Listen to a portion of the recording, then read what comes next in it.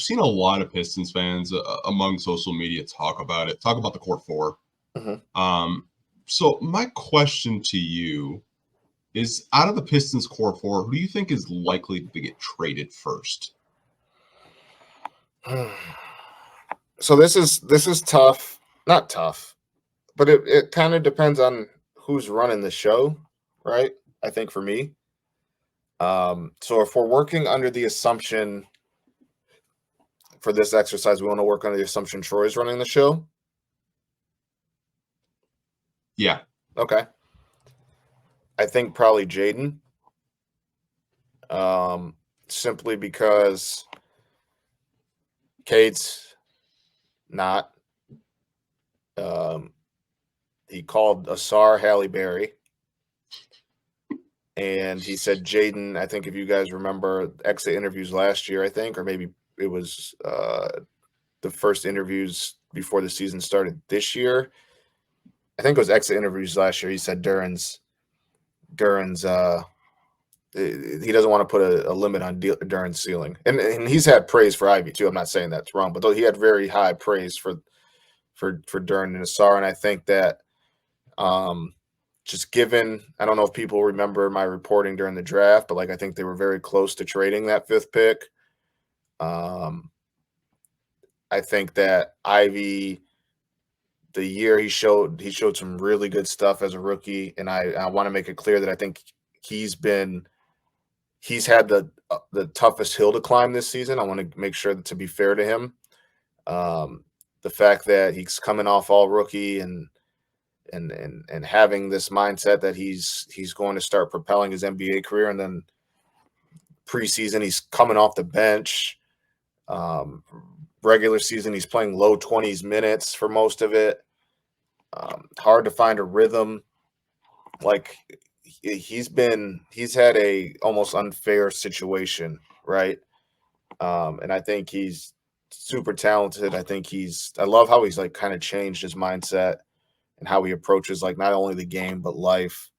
And that's just something I picked up from being around him every day. But I also think it does need to be said, like he's got to shoot better for it to really work. And I think that I think it's unfair to say that the him and K backcourt won't work, but I think it's fair to say it hasn't worked yet.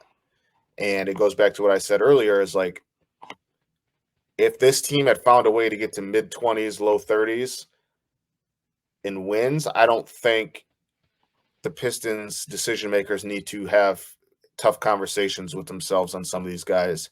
But now, because of what's likely to happen, worst record in franchise history after barely beating it last season, like whether or not they do something with these guys, they have to have tough conversations with one another about these guys. And I think that naturally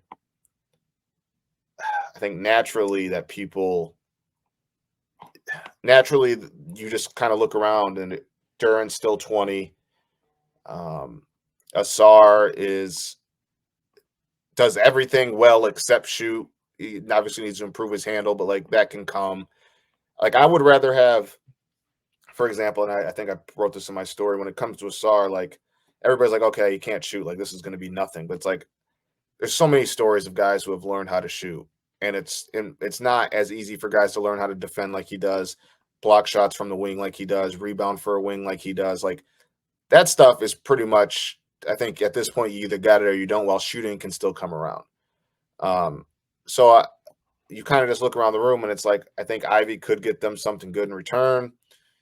I also think he's got a lot of upside still as a player. I would have a tough time parting ways with him, because I do think the flashes he shows are super impressive. And I do think he's one of the guys you can count on to play his ass off every single night. I think he's one of the guys that like plays with a passion that is needed. But I also understand, like, they have to ask themselves, we need to start building around Cade sooner rather than later. And if we're going to do that, we have to give up stuff we like. So I think that's kind of where it comes back to. Yeah, I 100% agree with you. And I was really high on Jaden Ivey coming out of the draft. I still am. And I do agree with you that if he's not shooting well, it's really glaring that with the backcourt with him and Cade, you have to have your questions. Like, can it fit? Can it work? Because if he's not hitting shots, I mean, it's really rough. Like I was looking at his numbers in February. He was shooting the lights out. Ridiculous. March, terrible. It's just like, I know he's streaky, he's not consistent, but it wouldn't surprise me if they were to trade Jaden Ivey first, just because they don't really know in terms of like in the backcourt with Cade. Is just a long-term backcourt, or is maybe Jaden Ivey just a sixth man off the bench, and maybe they need to find that two guard for Cade to grow with. And just to interject really quick, like that could be the case. What you said last about maybe he's like long-term an elite sixth man, but if I'm the Pistons, I'm not moving him into that role because that probably devalues him. Yeah. So you either got to do something sooner than you would hope to, or come to grips with the fact that maybe you have to replace that role in the starting spot, and you do have to move him to a six man, but then you're probably devaluing him. So, and it all comes back to what I said, like they're going to have tougher conversations than they wanted to at this point in the rebuild process. Yeah, I 100% agree.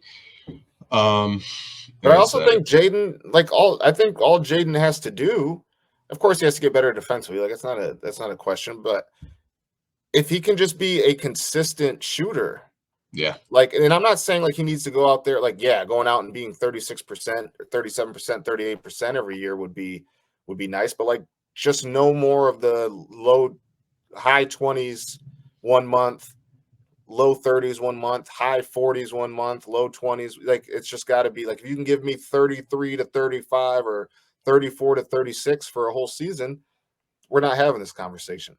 No, not at all. Not at all. It's just like I said, when it's really hard for young players to be consistent. Obviously, he's only in his second year, and I happen to like him. I think he's gotten a hell of a lot better defensively, and I will give Monty Williams a little bit of credit there, giving him some tough love because he wasn't the defender he was last year, in his rookie year. I will give Monty a little bit of credit there of just being tough on him and saying like, hey, I know you can be a better defender than you are. Like I wasn't seeing him fighting through screens last year at all, and he's done that a hell of a lot more this year. I think there are better flashes of him defensively for sure than there were last year. I think there's still like a lot of falling asleep. His one-on-one defense, you'd like that to be a little bit better given how athletic he is. But I do agree with you. Like the effort's always there, and because of that, you see like, oh, you got a block shot from behind or a poke from behind. Like there's certain things you do see with more regularity.